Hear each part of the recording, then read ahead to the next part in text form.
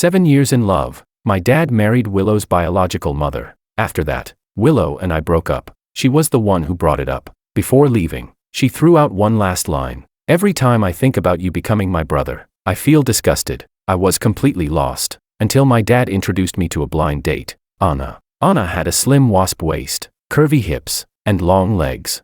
With a face that hit every point of my aesthetic preferences. More importantly, she was very young. And looked incredibly innocent. The next second, Anna leaned closer to me. With a shy expression, she said, "Gio, I heard you like naughty girls. I can.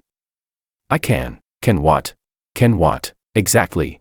I was a little curious. That night, she actually took the initiative and asked me to go to a hotel with her. I looked at her in a maid outfit, kneeling down to serve me.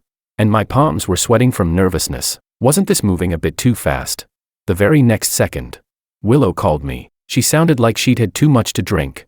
Her voice choking as she said, "George, I miss you so much." I hadn't even had the chance to speak. Before Anna mercilessly hung up the call, she curled her lips into a smile, tied up her long hair.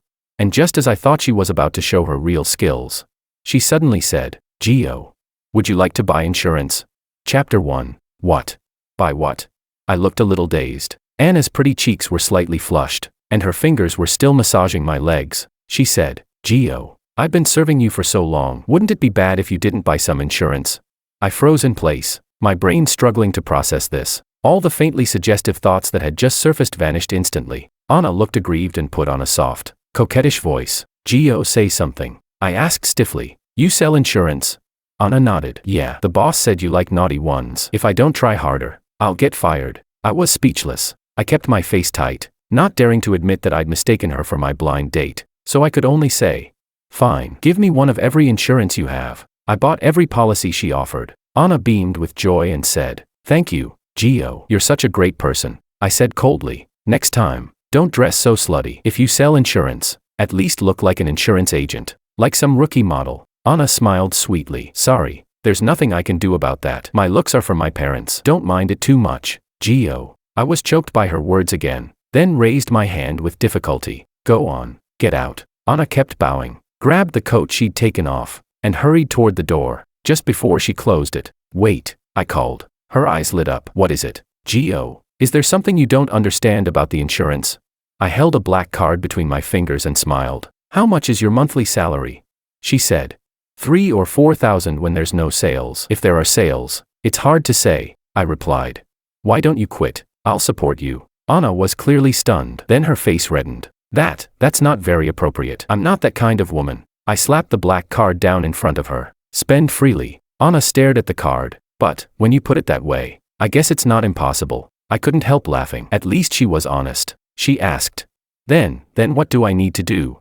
Anna sounded nervous, stumbling over her words. I said, "Just go back for now." Anna clutched the black card and nodded repeatedly. Watching the door close, I rubbed my temples in frustration. If the first mistake, bringing Anna to the hotel, was an accident, then what was it that I'd just done by offering to keep her? My mouth had been faster than my brain. There aren't many women these days who fit my exact aesthetic. I'll just think of it as paying for a service. After sorting it out in my head, I quickly called my assistant and sent over Anna's business card. I said, "Investigate her. I want detailed information." Chapter 2. You really never know until you look into it. And once I did, it scared the hell out of me. Anna was only 18, a full 12 years younger than me. I instantly felt like I was committing a crime. My expression was hard to describe, and then I discovered she hadn't even graduated from high school yet. Suddenly, the idea of keeping her felt way too rash. The next second, Willow called again. I didn't answer. I hung up directly. A month ago, on our 7th anniversary, Willow and I broke up. She was the one who initiated it, because my dad married Willow's biological mother. She couldn't accept it. I told her this was between the elders. What did it have to do with us? Willow said, "Every time I think about you becoming my brother, I feel disgusted." That sentence completely shattered me. 7 years of feelings just broke apart like that. I was completely out of it. No appetite, no energy, drinking and chatting with my buddies every single day. After I mentioned Willow for the 100th time, my friends were speechless and helpless. They didn't understand. One of them said, "Why are you this miserable? There are so many women in the world, aren't there enough for you to choose from? If Willow broke up with you for that reason, it just means she's stupid. Wasting yourself and drinking over a woman like that, not worth it." That's when it hit me. I've got money. looks, and a successful career. What kind of woman couldn't I get? When I got home, I ran into my dad, the one I'd never gotten along with. Normally, we ignored each other completely. This time, though, he grabbed me and called out affectionately, "My good boy." It gave me goosebumps. I said coldly, "Please talk like a normal person." Dad let out a breath. "George, are you trying to piss me off on purpose?" I asked. "What do you want?" I didn't remember our relationship being close enough for greetings. My dad cleared his throat, looking awkward all over. "I didn't mean to ruin things between you and Willow." The way he said it made it sound like I couldn't tell right from wrong. Truth was, I never blamed my dad or Willow's mother for the breakup. Even if we hadn't broken up this time, there would have been another reason sooner or later. My dad said, "How about I introduce you to someone new? I've got a friend who happens to have a daughter, the kind of beauty that brings disaster. A real deadly femme fatale." Wait, are a beauty that brings disaster and deadly femme fatale really supposed to be used like that? He went on. "Don't you like beautiful women? I think that girl's pretty good." I was exhausted at the time and didn't bother arguing with him. Growing up, he'd never done a single reliable thing for me anyway. But the next day, after I woke up, I thought about it again. I decided to give it a try. Maybe it'd help me forget Willow. Call it detox. Instead, I mistook the wrong person and thought Anna was my blind date. I stood there regretting it for more than 10 minutes. Packed up and left the hotel. When I got home, I didn't expect to see Willow sitting at the dining table, eating. Her mother looked extremely awkward when she saw me. Flustered, she said, "Sorry, I didn't know you'd be back today." She hurried to get me a bowl and utensils. I waved my hand. I already ate outside. Then I went upstairs without looking back, as if Willow wasn't even there. Still, I found it a little strange. Hadn't Willow sounded drunk on the phone? Now she looked perfectly fine. I soon found out why. I scrolled through a mutual friend's WeChat feed. She'd posted several videos. Willow was playing Truth or Dare with a group of people. She drew dare and was told to call her ex-boyfriend and say she missed him. Willow did exactly that. Luckily, my call got cut off. I didn't play along, so Willow had to take a punishment. The guys around her took the chance to force several drinks on her. The next round, she drew dare again. This time, she was told to kiss any man present. With drunken, hazy eyes, she picked my close buddy from high school, Makoto, ignoring everyone around them. The two of them kissed recklessly. Chapter 3. I stared blankly at the screen. I thought I would be angry, furious, even, but unexpectedly, I felt nothing at all, just emptiness. My 7 years with Willow were truly over. The next second, there was a knock on my door. I thought it was the housekeeper. It was Willow. Her eyes drooped slightly, her expression tinged with melancholy. "George, dinner's ready." I frowned. "Didn't I already say I'm not eating?" Irritation flashed in Willow's eyes. "George, you've gone too far. My mom didn't do anything wrong to you. You shouldn't disrespect her effort like this. She made this meal." That really baffled me. What right did Willow have to say any of that? I eat if I want to eat. I don't if I don't. Even my own father can't control me. Who did Willow think she was? I waved my hand impatiently. "Get lost. Don't annoy me." I tried to close the door, but Willow stuck her hand out to block it. She snorted coldly. "George, you're jealous, aren't you? This is all your fault. Your dad just had to marry my mom." I laughed out of pure disbelief. "Willow, what the hell is wrong with your brain? You're blaming me. What does this have to do with me? You're acting like I'm the one who married your mom. I've noticed something. Why do you only dare to throw tantrums at me? Running some kind of compliance test? If you've got guts, go cause a scene with my dad." "What? You don't dare?" Willow's expression shifted slightly. I sneered and slammed the door shut. Her hand didn't get out in time and got caught. She cried out in pain. I shrugged. Serves her right. Then I turned around and called Anna. She picked up almost instantly. "Gio, what are you doing? I miss you so much." I sucked in a breath. This girl really knew how to talk. I replied. "Talking to you." Anna laughed softly. "Gio, can I come see you now?" I paused. We just parted not long ago, and now she wanted to meet again. And it was already so late. I'd underestimated Anna's determination. "Gio, please, let me come find you." I couldn't resist her soft pleading. I gave her an address, an apartment I used to live in. Anna immediately said, "Okay, Gio, I'm coming right now." I hurried out the door, only to realize Willow hadn't left. She was standing in the hallway, her face dark. I ignored her and lifted my foot to leave. She asked, "Where are you going?" Impatiently, I said. "None of your business." She sneered. "It's so late, are you going out to fool around with your bad influence friends again?" I was honestly speechless. How did Willow manage to say things like this with a straight face? I said, "No, and even if I were, what does it have to do with you?" I'm going to see my girlfriend. Willow's pupils shrank. Then she laughed. George, you're really saying something like that just to get my attention? My mindset was steady. After years of grinding it out in the business world, I'd seen all kinds of people. People way stranger and more dramatic than Willow were everywhere. Like bosses hosting dinners. And some troublemaking assistant arranging a whole table of burgers, fried chicken, and fries, then getting scolded and still bragging. I'm just a tiny legend, so there was really nothing to get angry about, I said. Believe it or not, you shouldn't be meddling in my private life. Willow's face turned awful. She opened her mouth, but not a single word came out. Just as I reached downstairs, I saw Makoto walking in. George, what are you doing here? He asked. I looked at him, confused. This is my house. I should be the one asking why you are here. Makoto instinctively glanced past me. Willow was standing at the stairway. Makoto, you're here. Makoto gave me a smug smile, walked over, wrapped an arm around Willow, and kissed her. Willow hooked her arm through his, turned back to me. Her voice cold as she stared me down. This is my boyfriend. He came to see me. Chapter 4. I nodded, stopped paying attention to her, and pushed the door open to leave. I missed the brief crack in Willow's composure. Who Willow chose to be with had nothing to do with me anymore, as long as it didn't disgust me. When I arrived at the apartment, Anna was sitting obediently by the door, waiting for me. The sight made my heart itch a little. Hearing movement, Anna looked up at me, the light in her eyes visibly brightening. Gio, why did you take so long? I knocked earlier but you weren't here. I curled my lips into a smile. I had something to take care of and stepped out. Anna refused to let it go and dove straight into my arms. I missed you so much. She hugged me tightly, which made me both amused and helpless. We just met. How much could she really miss me? Her cheeks flushed as she said softly, Gio, let's go inside. I took out the keys and handed one to her. You can live here from now on. This was the apartment I'd lived in during college. The facilities were complete, more than enough for one person. She replied obediently.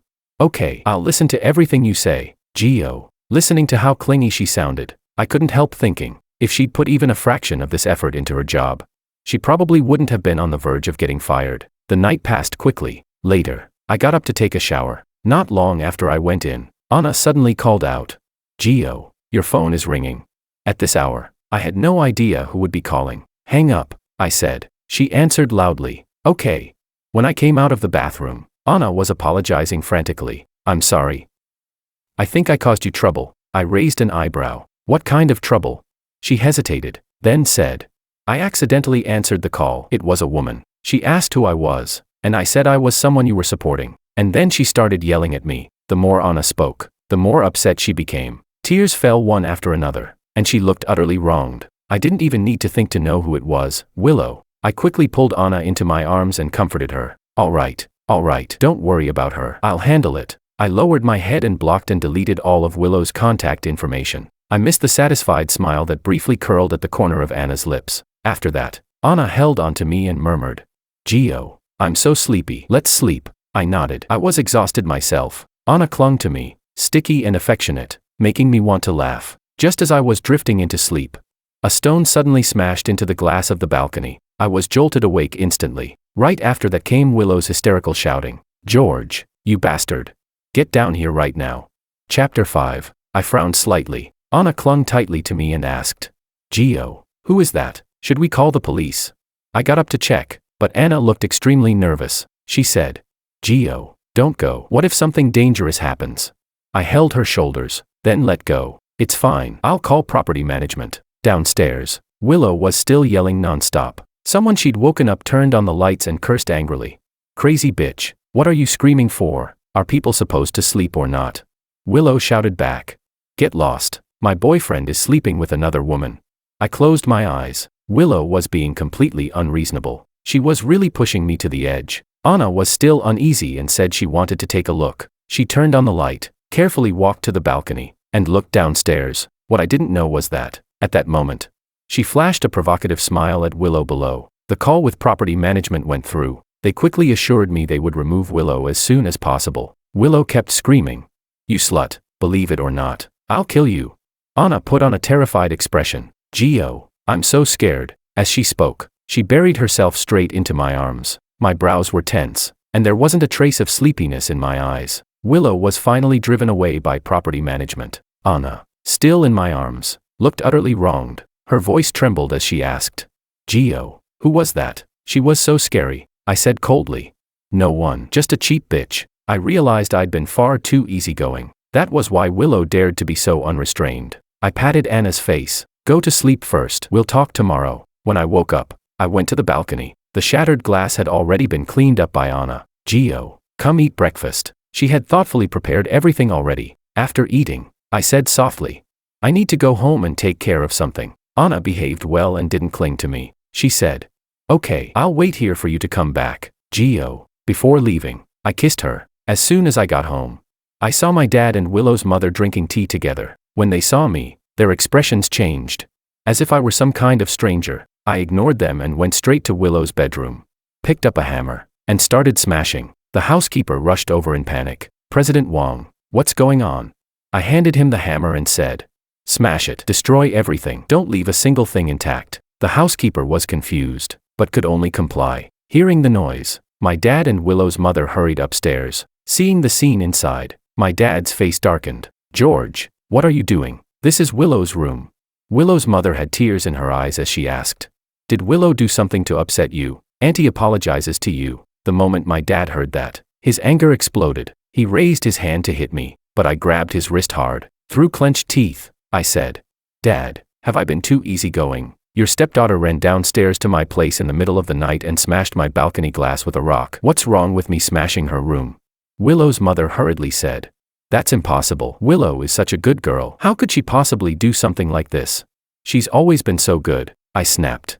Good girl my ass. She's fucking 30 already. What girl are you even talking about? Chapter 6. My dad's face darkened. Is that how you talk to your elders? Did you shove all your manners into a dog's stomach? I replied in a chilling tone. Diego Wong, don't force me to go all the way. Believe it or not, I can make you lose both wife and family. My dad was breathing heavily, his hand shaking as he pointed at me. Unfilial son. I shot back. Unfilial father. My dad was left speechless. Willow's mother burst into tears, and my dad panicked. Rushing to comfort her, I looked on with mockery, disgust churning in my gut. When my mom was still alive, he'd never treated her like this. I pinched the bridge of my nose and said impatiently, Dad, I'm serious. Keep the woman you sleep beside and your stepdaughter far away from me. Otherwise, this won't end with just one room being destroyed, Diego said. How did I end up with a son like you? You're a grown man. How can you be this petty? Still holding a grudge over Willow breaking up with you? I stared up at the ceiling, utterly speechless. What kind of impression had I given him all these years? I said, that's unnecessary. She's almost 30. I like them young. The moment the words fell, Willow rushed over and instantly took in the devastation inside the room. Not a single thing was intact. She screamed. George, what did you do? My makeup, my necklaces, my limited edition bags. My dad hurried to apologize. Willow, I'm sorry. I failed as a parent. I'll make George compensate you. The very next second, I raised my hand and slapped Willow hard across the face. Bitch, if you don't want your hands, I can chop them off. Willow clutched her cheek, staring at me in disbelief. You actually hit me. I laughed. I hit you because you deserved it, for smashing my window in the middle of the night. Willow's face flushed red. George, I haven't even asked yet, who was the woman who answered my call last night? I shrugged. My girlfriend. What about it? Willow's breathing quickened. That's impossible. You can't be with another woman. I laughed out of sheer anger. Are you serious, idiot? You don't still think you're some prized treasure, do you? I'll say it again, I'll be with whoever I want. Ignoring my dad and her mother, Willow slammed the door and yelled at me. George, that's impossible. How could you be with another woman? Seeing she still didn't believe it, I said disdainfully. Believe it or not. Oh, and from now on, you're not allowed to live here. You and your mother eat my food, spend my money, live in my house, and still have the nerve to scream at me. Just looking at you makes me sick. Talking about how becoming her brother disgusted her. The disgusting one was clearly herself. Willow's breathing became erratic, her emotions visibly unstable. George, do you even know what you're saying?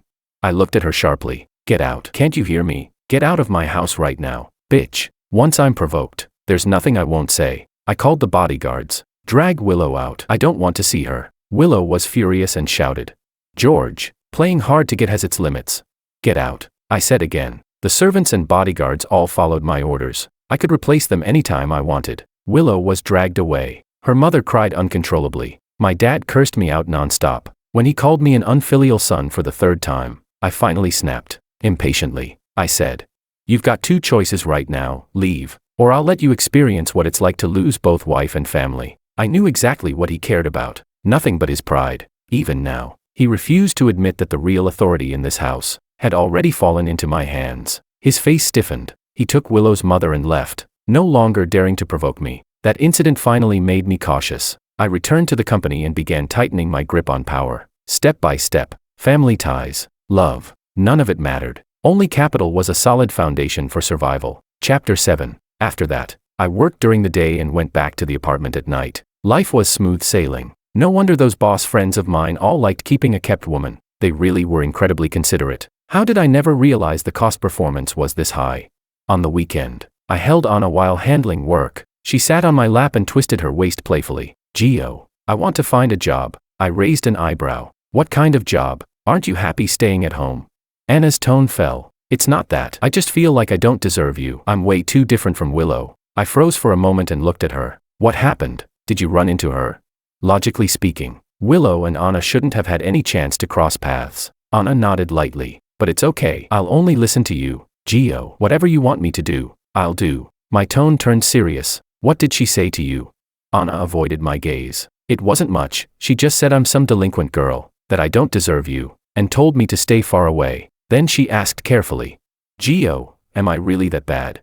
Sigh. I knew she was getting insecure again. I pinched her cheek. Don't listen to her nonsense. You're much better than her. But that didn't comfort her at all. Anna's lashes grew wet as she said, Gio, I'll work hard. I scratched my head. Hey, that's really not necessary. I kept Anna because I liked her as a person. I'd never cared about her education or background. Besides, money was the one thing I had plenty of. But I seriously underestimated her determination. She actually took the initiative to sign up for the National College Entrance Exam. I was completely stunned. Her being a high school student again made my sense of guilt skyrocket. I said, why don't I just send you abroad to study? You don't need to take the exam. She replied, no, I want to work hard. I was about to lose my mind. Really, you don't have to. Anna puffed out her cheeks and stared straight at me. I saw a trace of stubbornness in her eyes. That meant there was no negotiating. Helpless, I said.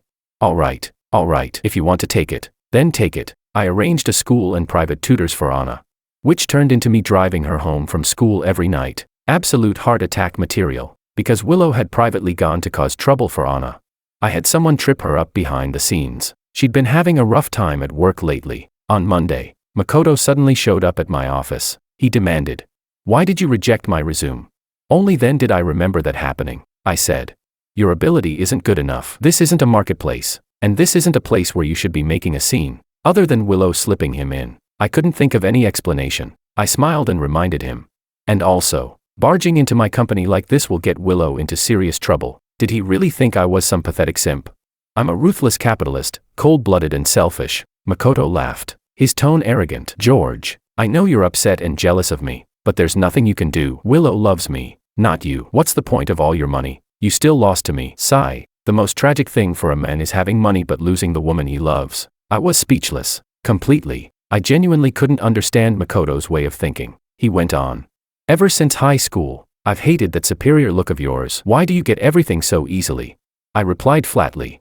Because I was born with it. Don't be so possessive over things that belong to others. Okay, thanks. Makoto's expression twisted. Stop pretending. You're just jealous of me. That's why you deliberately blocked me from getting a job. I said expressionlessly.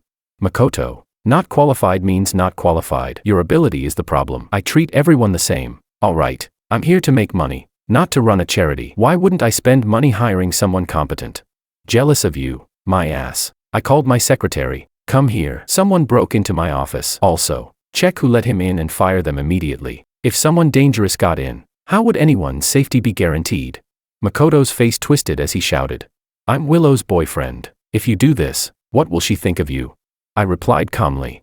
Even if you were her biological father, it wouldn't matter. Chapter 8. Makoto was dragged away. I stared up at the ceiling, speechless. That couple really loved trespassing. Truly a match made in heaven. Breaking up with Willow was absolutely the right call. Thinking back to how I'd once been confused and miserable over her, I felt nothing but secondhand embarrassment. So bad my back broke out in a cold sweat. That evening, just as I was about to go pick Anna up from school, my dad called. He told me to come home for dinner. I agreed and had Anna take a cab back on her own. I never had much of a temper toward my dad anyway. It was easy enough to sit calmly at the table and eat with him. What I didn't expect was that Willow would be there too. My dad was unusually warm toward me this time. That was, until he said, "Your aunt is pregnant." I glanced at Willow's mother. She looked delighted, expressionless. I said, "Abort it. I only allow one existence in my family, me." My dad froze, as if he'd misheard. "Abort it," I repeated. His face turned ashen, but he swallowed it down and said, "George, that's your own younger brother." I laughed. "We don't even know if it's a boy or a girl yet. And since it hasn't been born, under our country's legal system, it doesn't count as a person." A chill ran through my dad's body. He realized I was capable of anything. Willow's mother panicked and looked pleadingly at Willow. Willow said coldly, "Makoto and I have already broken up. Do you really think this is interesting?" I leaned back in my chair and replied calmly, "Willow, if you don't have a mirror, use some piss to take a good look at yourself. What do you think you are, acting wild in front of me?" A flicker of panic crossed Willow's face. She accused me. "George, why are you always like this?" I just couldn't accept our situation at first. I shrugged helplessly, not interested in arguing with her, as far as I was concerned. Once we broke up, everything between us was over, especially since she was the one who ended it. The important thing now was the baby. I said, "Dad, you know me. I don't like having siblings. The moment I imagine someone trying to fight me over inheritance, I get the urge to cripple them." I tapped my fingers on the table and sneered at him. "So, do you want to abort it now? Or give birth to it and let me make sure it spends its whole life bedridden? You taught me this yourself. Every man for himself, or heaven strikes him down." My dad's face was tightly drawn. He couldn't accept that I'd turned out like this. "George, this child is part of the family," he said. I replied coldly, "Dad, you never had this kind of expectation for me. When I was 3, I had a severe fever that wouldn't go down. To scam insurance money, you locked me and my mom in a room. You nearly killed us." My dad shot to his feet, panic written all over his face. "That's impossible." I smiled. "You think a 3-year-old shouldn't remember things, right?" I lowered my head and continued eating, my tone light. "I remember it perfectly. As for why I haven't turned on you yet, it's only because you're still useful." My dad was left speechless. Chapter 9. Willow's mother was utterly flustered. "This is my child. You have no right to decide his life." I looked up at her. "There's another option, divorce my dad." A flicker of hesitation crossed her eyes. I smiled and asked, "Can't bear to give up the wealth and comfort?" Willow couldn't stand it anymore. "That's enough. George, how can you be like this? Doesn't your conscience hurt at all?" Willow again. I closed my eyes, stood up, grabbed the chair, and flung it hard. Word by word, I said, "Willow, this has nothing to do with you. I've tolerated you for a long time. Didn't I tell you never to appear in my house again?" Willow was stunned by the impact. She looked at me helplessly, as if seeing me for the first time. I brushed off my sleeve and said calmly, "The food was good, but I'm not in the mood anymore. Dad, I suggest you don't force me to do things myself." My dad let out a deep breath and said nothing. I knew it. He hated me to the core. Deep down, I was far too much like him, but he hated my mother and that political marriage. And naturally, he despised me as well, the product of that arranged union. But there was no helping it. I was still his son. When I got back to the apartment and opened the door, I heard voices, not Anna's alone. A woman said, "Anna, have you lost your mind? Have I spoiled you too much, letting you behave so recklessly?" Hearing a stranger's voice, I stopped. I wanted to listen. Anna said, "I like George. I love him. As long as I can stay by his side, I'm willing to do anything." The next second, the woman slapped her. She shouted angrily, "Anna, you're being his kept woman. He's just playing with you. When you get old, when your looks fade, he'll abandon you." Anna was breathing fast. "As long as I can be with him right now, that's enough. What exactly do you want from me? I'm telling you, I won't break up with him. I like him. I've liked him since I was little." The woman was furious to the point of physical pain. How could she have given birth to a daughter like this? The two of them moved from the balcony into the living room. Seeing I couldn't keep hiding, I stepped out. The woman looked awkward when she saw me. When I recognized her, I was surprised. "MS. Sue, President Sue, what brings you here?" I hadn't expected the person arguing with Anna to be an old acquaintance, a former business partner. Anna's mother pulled Anna over and said helplessly, "This is my daughter. I'm taking her home today. She's caused you trouble during this time." I frowned slightly. Only then did I realize Anna's family background wasn't poor at all. The investigation report back then had been far from complete. Anna said softly, "Mom, I'm not leaving. I want to stay with Gio." Her mother was furious. "President Wang already has a fiancé. You're being a mistress." Anna's eyes reddened. On the verge of tears, I spoke quietly. "President Sue, I've already broken up." Then I straightened my expression. Let's talk. Anna was sent out. Only her mother and I remained in the room. I poured her a cup of tea and went straight to the point. I'll treat your daughter well, you have my word. Chapter 10. Huh? Anna's mother looked completely stunned. I said, President Sue, I've been with your daughter these past few days. I do like her. We can develop into a proper romantic relationship. It was a spur-of-the-moment decision. Since she likes me, why can't I respond? Besides, Anna doesn't have any obvious flaws, at least none that I've discovered so far. Anna's mother frowned. I know my daughter well. She's stubborn and single-minded. Once she's set on someone, she won't let go. If you get together with her, you won't be able to shake her off. I laughed. Isn't dating always with marriage in mind? You don't need to worry about my ex. She crossed a line. I won't get back together with her. I paused, then asked. I heard Anna liked me from a very young age. How young are we talking?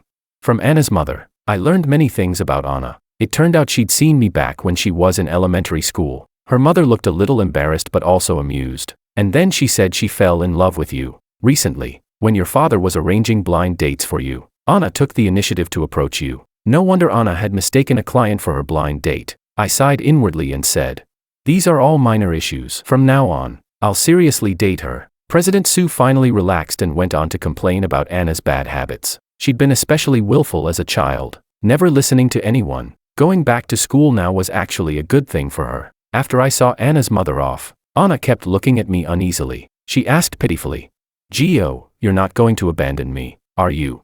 I said helplessly, no, I won't abandon you. Only then did Anna relax. She happily went to put on a maid outfit for me to see. Praising sinful beauty, I spent the entire night immersed in pleasure. Young girls really do have more tricks. The next day, I was woken up by my dad's call. He said, George, the child's been taken care of. I replied, oh, and was about to hang up. His voice turned urgent. The child isn't mine. I raised an eyebrow. Any trace of sleepiness vanished. What do you mean? I asked. He said, I was played by that woman. She was already involved with someone else. I was silent for a few seconds. So what are you planning to do?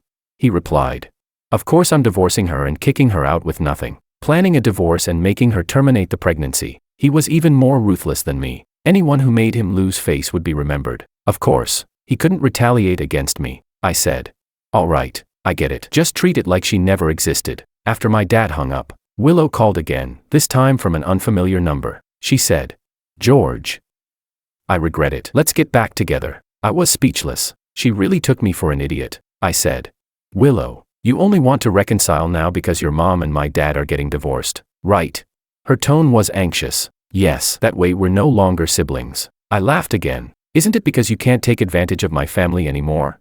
You thought marrying my dad would let your mom get the Wong family's assets, earning money without lifting a finger. Now that hope's gone, you want to grab onto me instead. There's no such good deal in this world. Willow's voice weakened. George, why do you think of me like that? I'm not. Before she could finish, I hung up. So annoying. Whether she had ulterior motives or not, I treated everything as a conspiracy. That was experience. Being cautious wasn't a bad thing. I got out of bed slowly. Anna had already made breakfast and was ready to head to school. Before leaving, she kissed me. Gio, come pick me up tonight. I couldn't help smiling. All right. This kind of life actually felt pretty good. No schemes, no suspicion, just one sincere heart.